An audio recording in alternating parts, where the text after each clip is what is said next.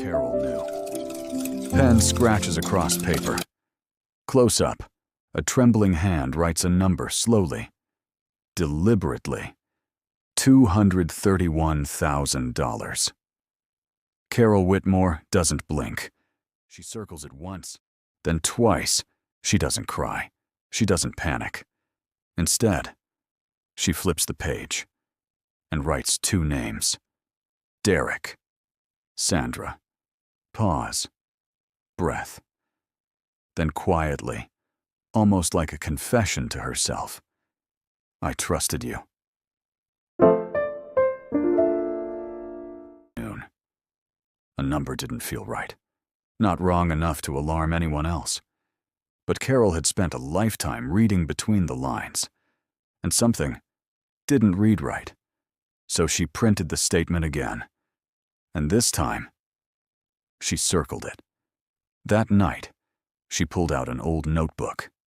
Not for journaling, not for memories, but for something else. Something precise.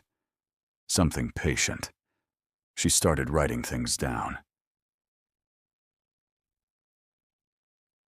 First, it was just dates, then amounts, then patterns, withdrawals that didn't match her expenses, transfers she never approved, small enough to hide, consistent enough to matter. Carol didn't confront anyone. She didn't ask questions. She watched. Weeks turned into months, and slowly, the picture sharpened. A name appeared in the transaction logs. An LLC she didn't recognize.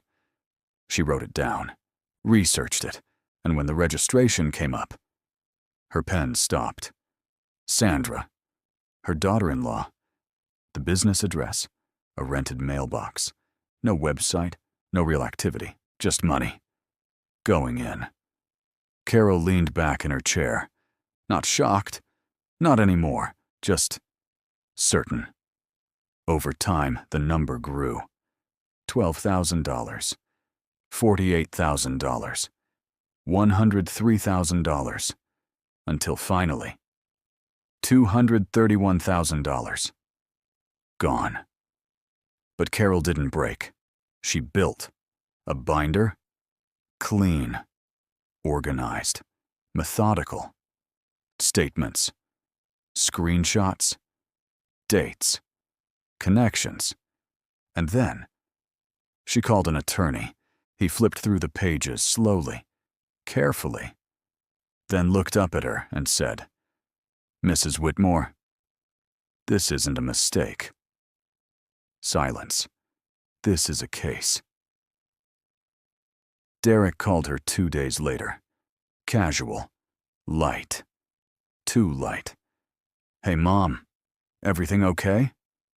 Carol held the phone and pressed record.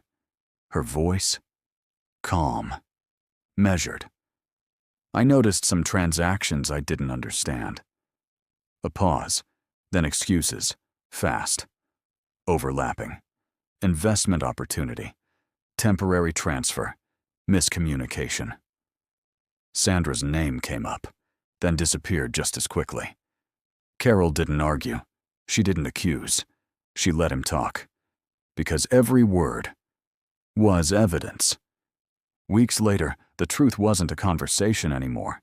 It was legal, faced with documentation, recordings, and a case that was airtight.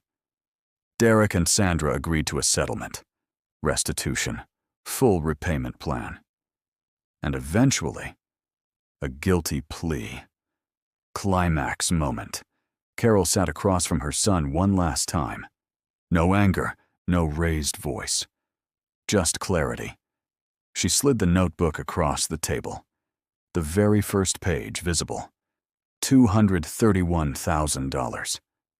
Then she said, "I didn't lose this money the day you took it." Pause.